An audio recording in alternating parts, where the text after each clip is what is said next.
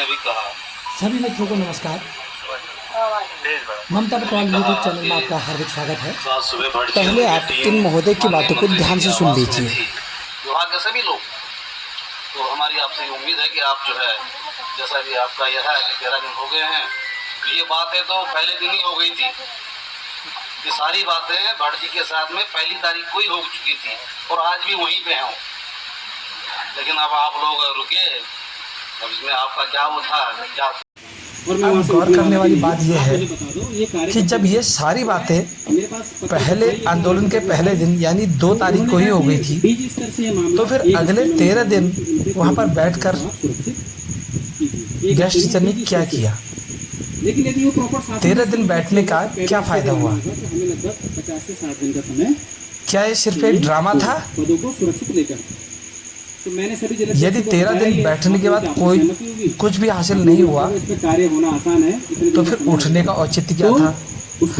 यदि इन्हीं बातों को सुन करके उठना था, तो फिर पहले दिन ही क्यों नहीं उठे?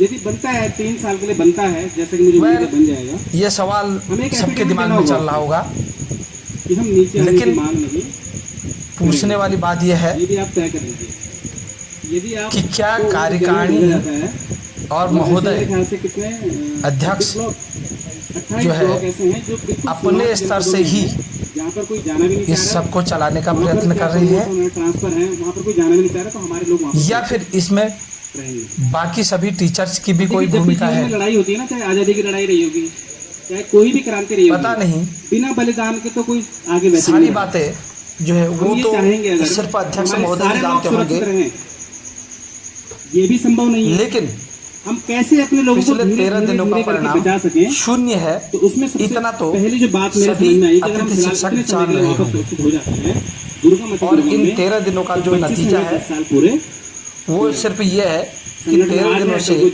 सभी लोग विद्यालय छोड़ करके देहरादून में बैठे हैं और जेब से खर्चा लगा रहे हैं और नतीजा उनको मिल रहा है उसका 0। सारी चीजें हो जाएंगी, उसके बाद अभी कई सारी बातें और ऐसी हैं जिनको आपको सुनना है और आपको समझना है।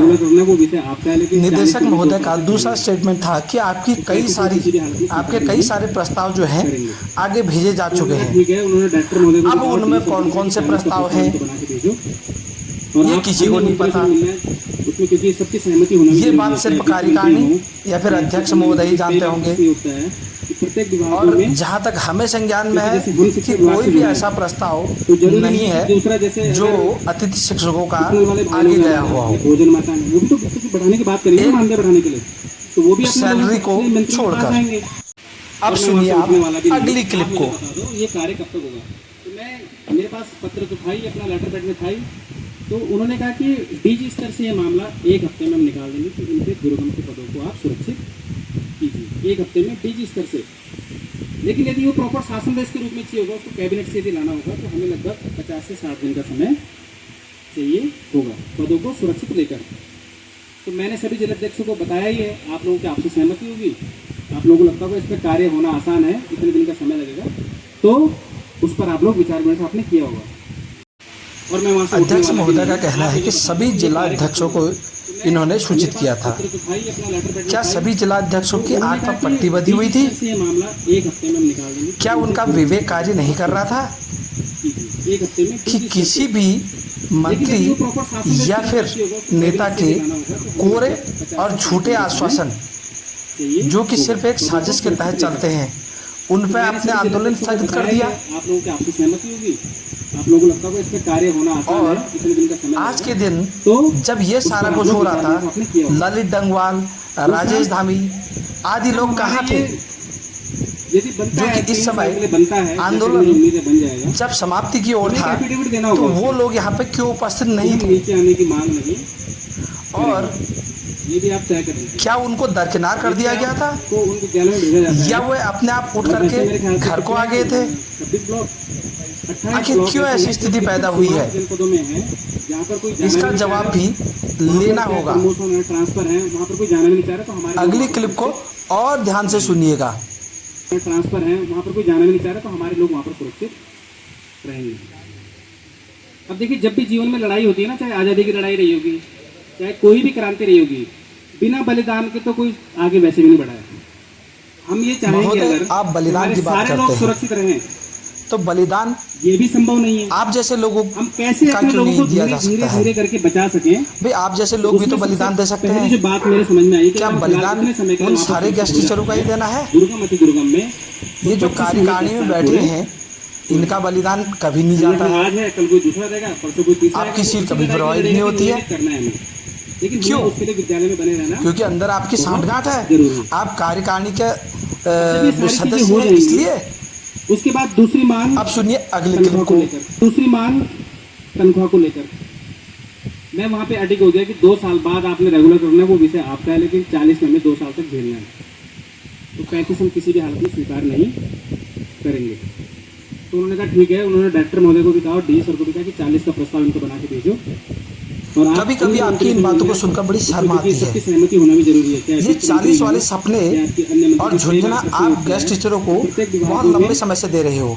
क्योंकि जैसे हम शिक्षा विभाग अरे से जुड़े छोड़िए हैं, 40 की बात, तो जरूरी नहीं है आप कि जून दूसरा माह जैसे का अगर वेतन निकलवा के दिखा वाले दीजिए। भाई लोग हैं हमारे, तब वो देखें भी तो बढ़ाने की कि बात आप करेंगे ना, सैलरी के बढ़ाने बारे की। में तो वो भी कहाँ अपने अड़े लोगों को थे अपने मंत्रियों के और पास कहाँ जाएंगे। आपने कितनी बात यदि की थी। उनका 40 हो रहा है तो हम 5,000 में क्यों करें? आप तो इस हड़ताल का वेतन नहीं निकाल के दिखा सकेंगे। तो वहाँ उन मंत्रियों का भी प्रेशर बनता है कि कहीं ना कहीं हमें तो ये पूरा आप भरोसा है इनका 40 ये जो कर रहे हो, तो हड़ताल फिर है हमें भी 13-14 दिन की, इसका वेतन भी तो आप नहीं अपनी जद्दोजहद निकलवा करती है। पाएंगे। तो मेरा आप लोगों से 40 की निवेदन बात है कि करते हो। अध्यक्ष होंगे, संगठन का अध्यक्ष होने के नाते मेरी जिम्मेदारी है कि मैंने 40 से कम पे वहाँ पर नहीं एग्री हुआ।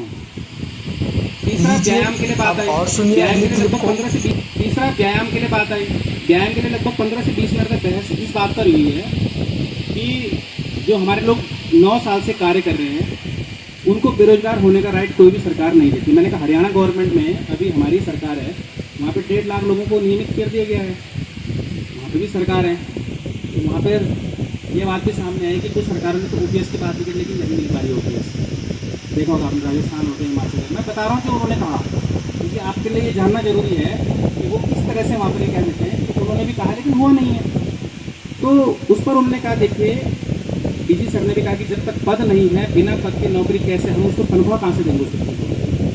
उन्होंने कहा आप उनको अस्थायी तौर पर दे दीजिए रमसा के विद्यालय में। तो उन्होंने कहा रमसा के विद्यालय में पद सृजित होता यदि तो हम कर देते, आज ही कर देते। यहीं से एक आदेश बनाते कि इनको जो है रमसा के जो विद्यालय है उस तहत उनको वहाँ पर भेज दीजिए। तो उस पर बात नहीं बन पाई रमसा वाली।